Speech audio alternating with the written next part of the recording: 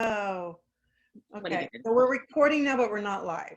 So, Okay, you know. sounds good. Uh, so you were going to be going, oh, and we're live. Okay. We were just talking about New Zealand, folks, but let's come back to North Dakota. So today on Homegrown Stories, this is a series to show other North Dakotans and people outside of North Dakota about a North Dakotan. We're a very rare species. And today I have Dr. Lydia Tackett, who is a professor of geology at NDSU. Lydia, welcome. Thanks so much, Dr. Shelley. I love this series and I really appreciate you inviting me to be on it. Oh yeah, no, you're so super interesting. So, but let's start with, you were not born and raised here. So where did you come from? Tell me about your childhood. Definitely. I think the phrase, I'm a North Dakotan by choice, for sure. I was born in Philadelphia, Philadelphia, Pennsylvania, and I was born and raised there, went to college there, and then moved to the West Coast to do more college, and then I came here.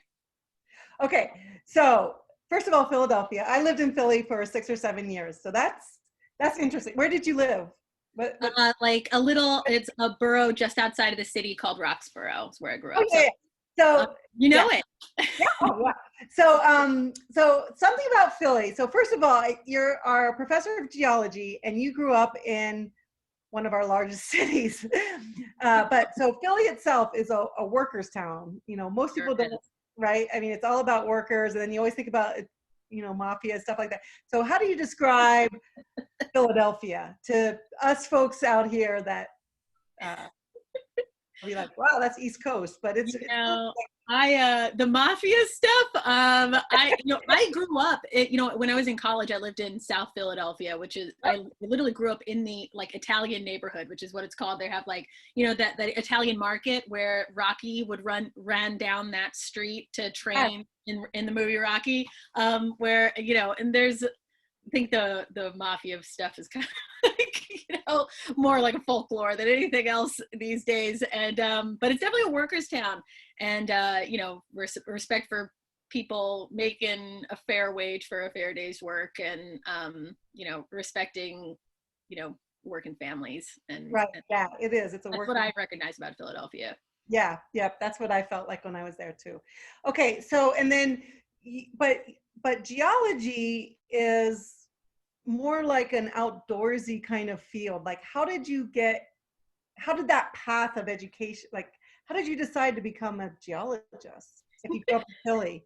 I was thinking about this question as it kind of is also a similar way for me to think about deciding to run for office too, because and we'll talk about that later. Yeah. But I never took a geology class when I was a kid, or geology classes aren't required in Pennsylvania. Here in North Dakota, I think most kids take a geology class in 8th grade or something like that. But I had never had any exposure to geology at all. And I would probably have described, wouldn't have, I didn't go on long hikes or anything like that, which is kind of different from a lot of people who are in geology. They usually, love being outdoors. They start off with that. But when I was in college, I became really interested in mass extinction events, like the one that, where the dinosaurs all became extinct because of a large asteroid impact event. And I realized that when I was in college for something else, but I wanted to learn more about geology, that field of studying that topic was geology. So I didn't start taking geology classes until I was in grad school. And I just fell in love with it. I loved learning about rocks. I loved learning about, minerals and all kinds of things and geochemistry, sedimentology. I just really took to it. And maybe it's that I had a topic that I was interested in. You learn based on that, as opposed to, starting with foundational classes or something. But I never looked back. I have loved geology ever since I started taking classes in it, which is kind of the game. All right. Well, that is really interesting. And I guess, sometimes kids in high school think, I need to know what I'm going to do. And sometimes you don't even know, you're not even exposed to what your real talent and joy is going to be. So that's really an interesting. Super agree with that. Yeah. That's very encouraging. So, and I didn't go to vet school until I was 30. So there you go. It's a journey. Okay, so you went and what was your PhD in then? What was your topic? So my degree is in earth sciences, and I still study a particular topic in geologic time in the oceans, and called the Triassic period, which is a phenomenally interesting time period. There's mass extinctions at the beginning and the end. There's ocean acidification events, climate change, all kinds of exciting stuff. The dinosaurs evolved during the Triassic. So my particular area was looking at how ecosystems changed through that time period in the ocean. So specifically, how do predators change prey ecosystems? And I still study that. Oh, I love that. I love that. That's fun. It's a fun topic. That sounds more exciting than saying geology to me. I'm sorry. So, that's a common feeling about it. Yeah. Yeah. So, okay. So you did that amazing work on, Triassic period and stuff. And you then came to, I don't know if there was a period between finishing your PhD and then accepting your professorship in North Dakota. Nope, you went straight in here. So what was it that brought you to, I know the job brought you to North Dakota, but I'm sure you had your choice to go everywhere, but why North Dakota and how did you choose this? And then after that choice, I'm going to ask you, how did you adjust? For sure. I think when I had a job interview here in March, which I think is a good idea, don't bring them out in the summertime, false bill of sale or something like that. So I came out in March. And it was fine, but I was really impressed by the department that I work in now. So the people there are really supportive and friendly. The school seemed great, and and I still feel that way. I think that I have some really, really wonderful, supportive people that I work with. And when my husband and I moved here, we were able to purchase a house pretty quickly with some of the North Dakota Roots program, and so we could put down roots right away. It's the adjustment, a lot of times I think that's really like, what's it like, with the winter, right? But we got some advice when we first moved here to invest in good long underwear, and that's what we did. And we got a good jacket, good shoes, you're good. Right. Well, and that's what we say. There's not bad weather, just bad clothes choices. Exactly right. Exactly right. Okay. So it was, the people that brought you here, basically, then the collegial atmosphere that you experienced. It was. And driving, we didn't know anything about North Dakota when we came to visit. And, and I thought it was great. I learned more about Fargo. I learned more about, the history of Fargo. And, there's some really cool programs that have been going on here for like 100 years. And so it was all new to me, and I thought it was very interesting. So I really enjoyed living here. Yeah. And how did you're married, so you had to bring your husband here, and Yes. how did he feel about that? Oh, he loves it here. Okay. He's not from here either, right? I mean, well, we're both from Philadelphia originally, and okay. where he came with me, across the country to go do my doctoral work, and I mentioned, it's on the West Coast, so it was in Los Angeles, and I think he was ready to leave Los Angeles, to be honest. Yeah. I think it was the right change. We wanted to move somewhere different. And that's really great, because when we're trying to attract young professionals to our state, which is what we are always trying to do, they're often married, and it's usually two professionals. And so trying to find a couple that both want to be here is, well, we're lucky. There can be challenges for sure. But it's all about the community. Yep. One, make it easy to build a life here and build a family. That'll bring people here and make them want to stay. And then having a friendly community with people who really want you to be there really helps a lot too. And I've been lucky to have that. Oh yeah. Well, that is North Dakota people, period. So that part's easy for us.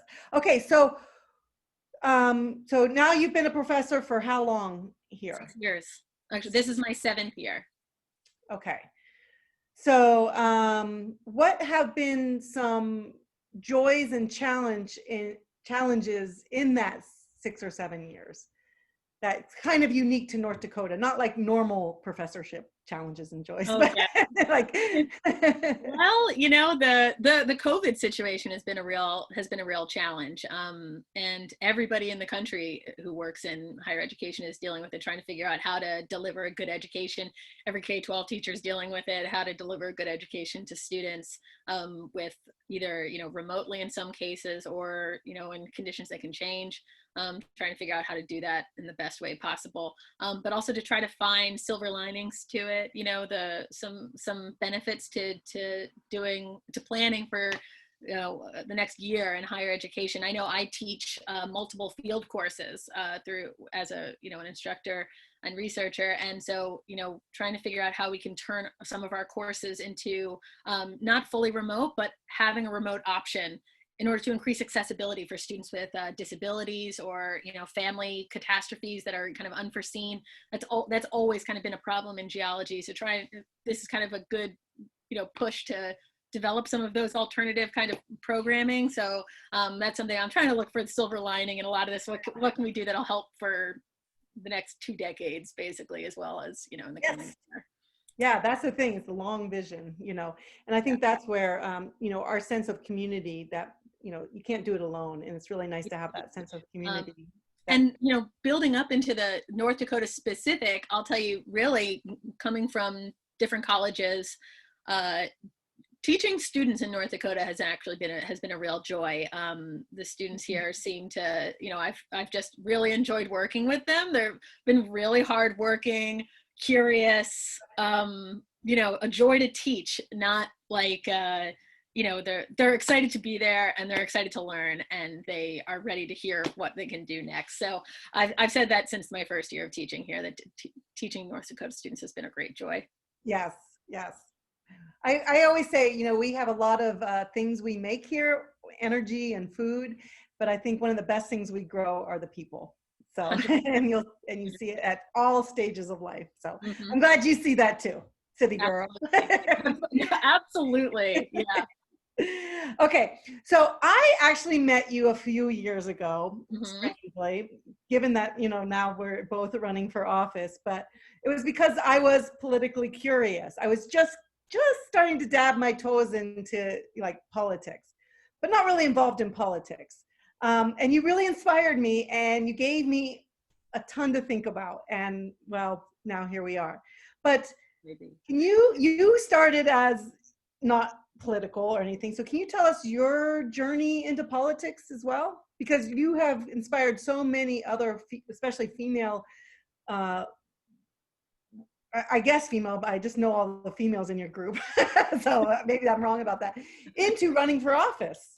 So anyway, go ahead. That's so kind of you to say. Yeah. I think that, you know, I started getting involved maybe 3.5, 4 years ago. I was feeling frustrated with seeing the way I thought politics were happening, and I didn't kind of get involved to get into politics, I guess. I kind of wanted to see behind the curtain a little bit, meet the people who were making decisions. So I started just going to some events. I would go to speaking events with speaking event with Kevin Kramer, so our current representative in Congress, but then he was a senator, switch that, excuse me, I always get those confused. Okay. But going to other events with local politicians is where I started really getting more, I was feel like it was less about talking, but, you know, sound bites, less about politics at a national level. And I wanted to know more about how things were affecting me at home, in my neighborhood, in my county. And so I met with, I started going to events for women. So things like Feminist First Friday and Fargo, and they have those all around the state. And that's where I met some really phenomenal women who are involved in local politics as state legislators, and who just inspired me from the minute I walked in the door with, you know, they weren't just talking heads. They were, you know, super intelligent, passionate, so informed about topics that they were passionate about, that it wasn't just talking, you know, from nowhere. It was they could walk the walk. And I just thought these are just fantastic people. So I was inspired by other fantastic women. And then, you know, I would ask them for advice. How can I help? What can I do to, you know, I want to contribute in some way if I can. And, you know, when I first moved here, I didn't, you know, very young professor. I didn't really have, like, wasn't sure of what I could do. But in the last 3 years, I feel more ready to contribute on my own. Okay. And then that's what you do. You threw your hat in the ring, and now you're running for political office. But you chose county commissioner. And again, this is more of a homegrown story. It's not like a political. But that whole journey, like figuring out how to get in politics, like that you should be involved, and then what position to run for. And honestly, and this we were talking about this like 4 years ago. I didn't even really know what a county commissioner does, much less, I don't think most of us do. So how did you choose county commissioner? And then maybe you can explain what a county commissioner actually does. Yes, I will. And your reaction to that is actually, like, maybe it's the, you know, educator in me, but that reaction of what does a county commissioner do? It's 99% of the people I talk to, that's the first question. Not, you know, where are you at on this issue or another issue? It's what does a county commissioner do? And so just seeing that very broad response, even from people who I know are very involved in local politics, and they'll be able to tell you every district and, you know, where you are. They know everything, but they, you know, they're not even aware of it either. So maybe it's the educator in me that sees it as, like, you know, an educational opportunity, that there's a lot of potential there to, you know, work with the community to do more outreach and to talk about how people can get a voice in the county commission through their elected commissioners in a more streamlined way, so that people can get involved, because it's not just about the city commission, and it's not just about your state legislators who represent you in Bismarck. The county commission handles all kinds of things that affect your life every single day. They deal with things like county taxes, veterans affairs, the county social services, human services. I mentioned county taxes, vector control, roads. There's a really long list of things that the county commission oversees, including the county budget. And you know, every commissioner has a portfolio of a couple of different huge topics that they're involved with.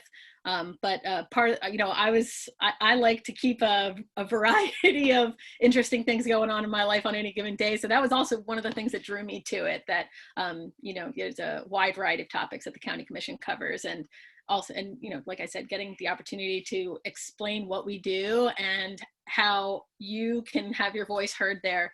I saw that there's a lot of potential there to increase that. So that's something I'm really interested in doing. Okay. All right. So how does, like, so when there's a city within a county, like all cities are, so Dickinson or Fargo inside of, you know, Cass County, or Dickinson inside of Stark County, how did those two governments interact?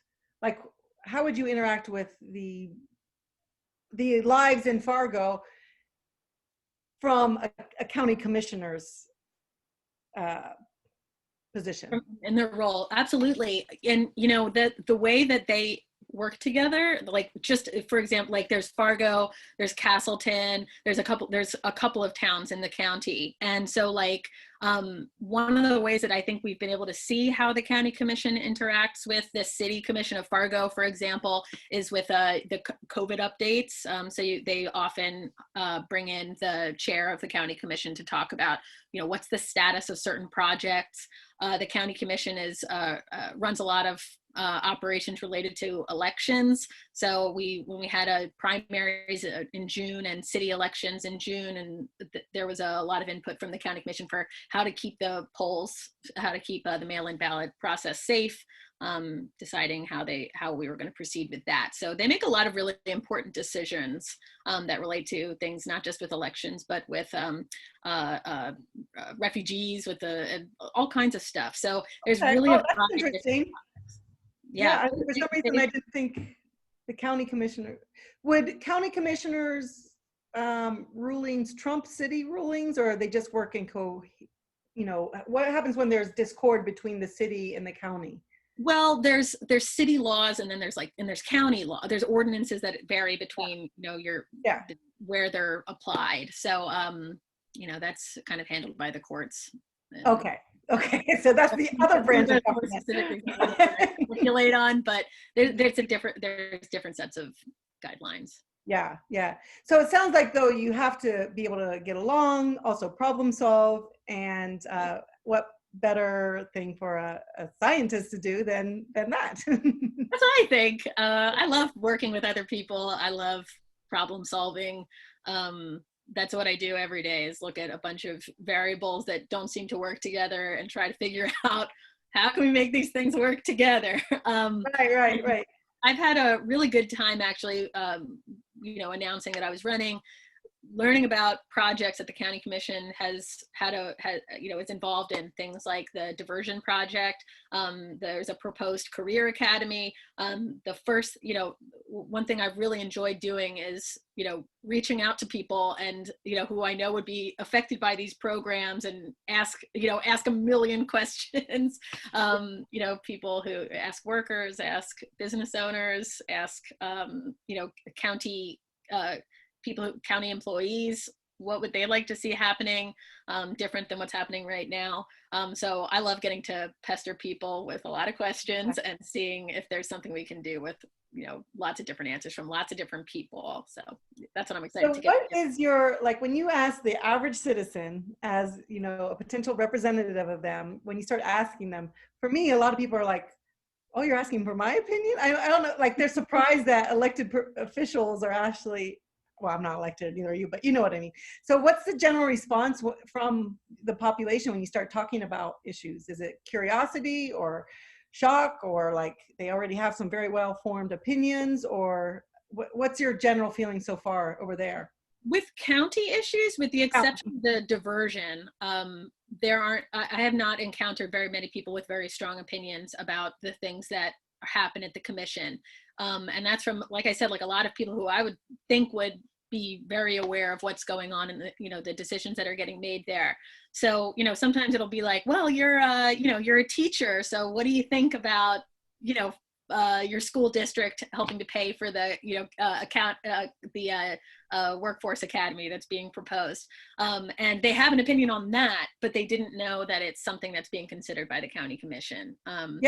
Or, an ecologist, and asking, what are your thoughts on how we do vector control? They have an opinion on that. And so making those connections, I think is really super important and needs to happen more of. So I don't like to sit back. I need information. I need data. Yeah. So I'm not shy. I want to ask a lot of people about what they think about things. Okay. So you're grew up in the city. You became a scientist, which involves large expanses of land and anything like that. So you're so complex. So what then do you do for fun? What do you do for, well, although you're obviously very joyous in your career and your politics and stuff, I've never not seen you smile, but what do you do for, I don't know, recreation or non-science stuff? Well, I really like hanging out with my husband, and we have two really cute pets and fish tanks and stuff like that at our house. So I like hanging out at home with them, but we also love camping. So geology, getting to do, weeks of field work in the middle of nowhere has been, it's just, there's nothing like it. So, I really enjoy getting to camp out, in the middle of nowhere and do some road trips. I love driving around.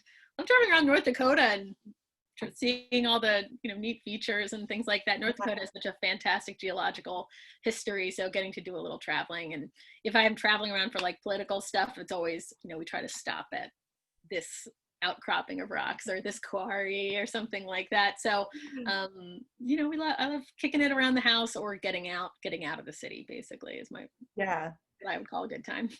Yeah. But it sounds like you can take the geologist out of the city, but you can't take the geologist out of the girl. I know, who knew it was in there? But yeah, absolutely. I think, yeah, nothing like going out and spending some time outside. That's really great. That's really great.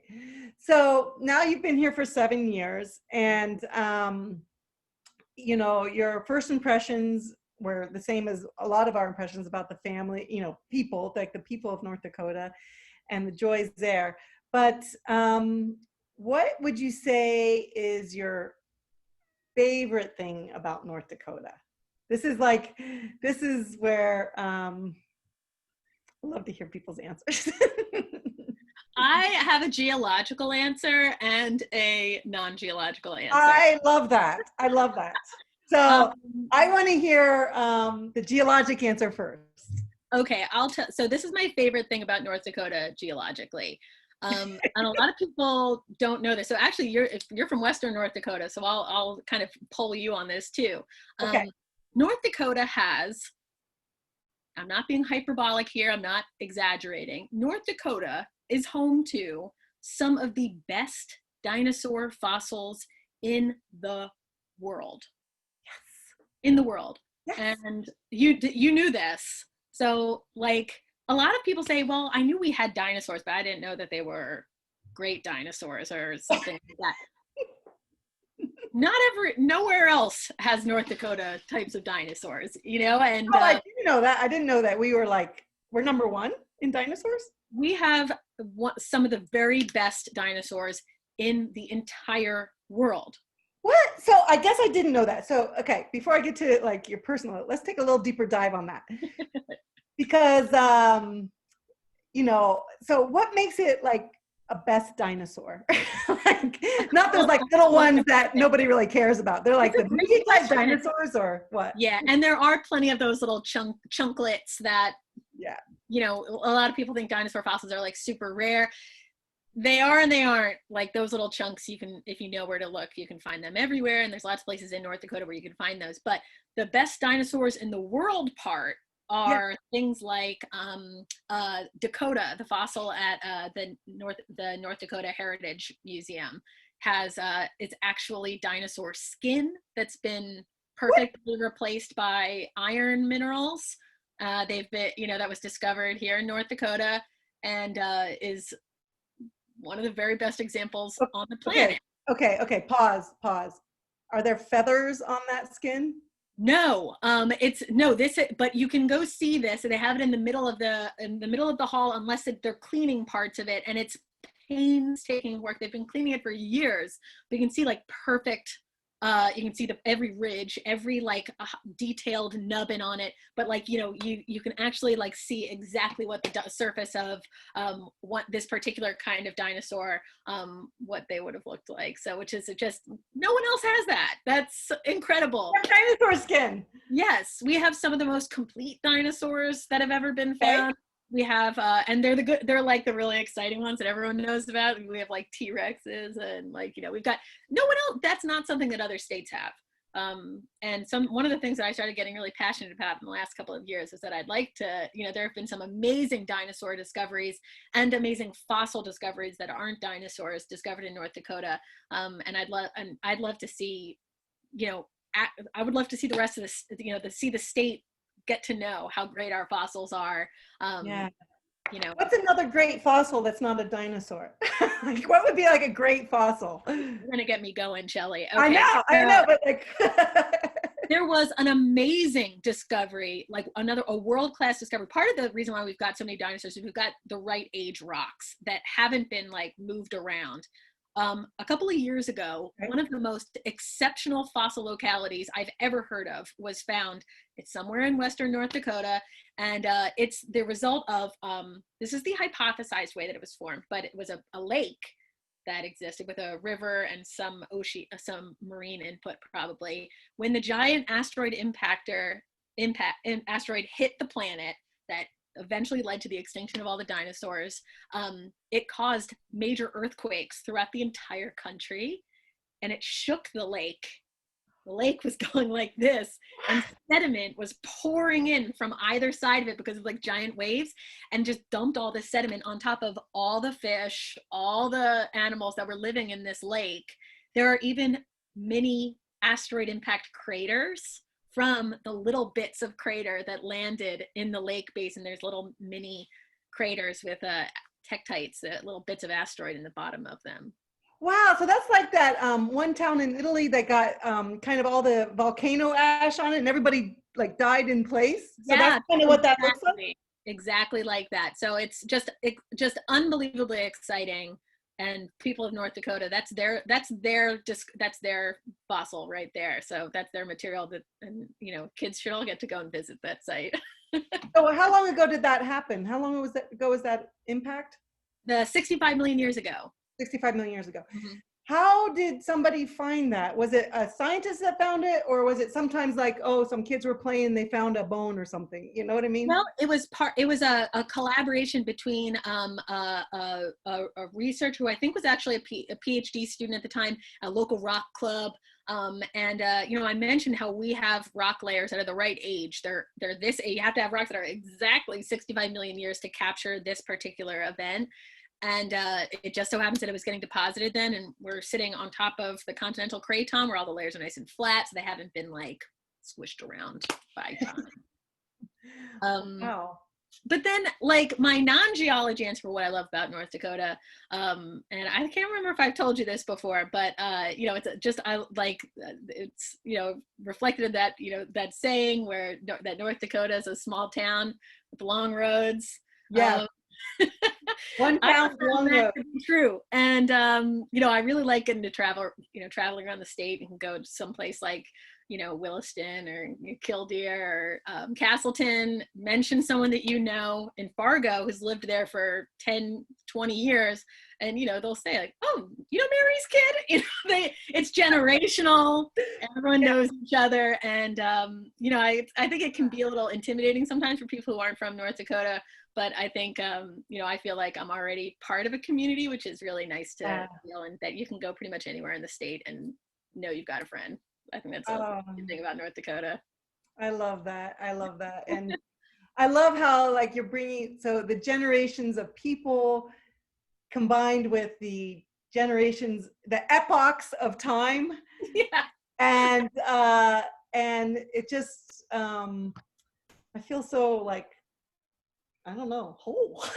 Like, after talking to you about this. Oh, that's awesome. Yeah. I feel good talking about it too.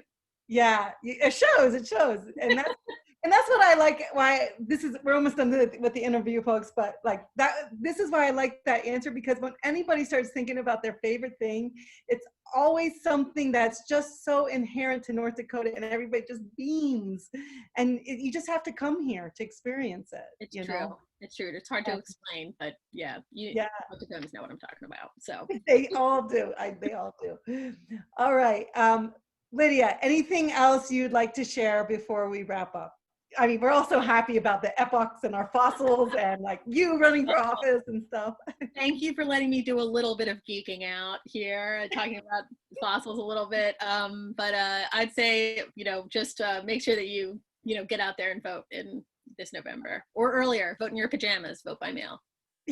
There you go. That's how I do it. All right. All right. Well, good luck to you. And I'm glad you came home to North Dakota. Thank you so much, Shelley. It's been a pleasure talking to you. Yeah.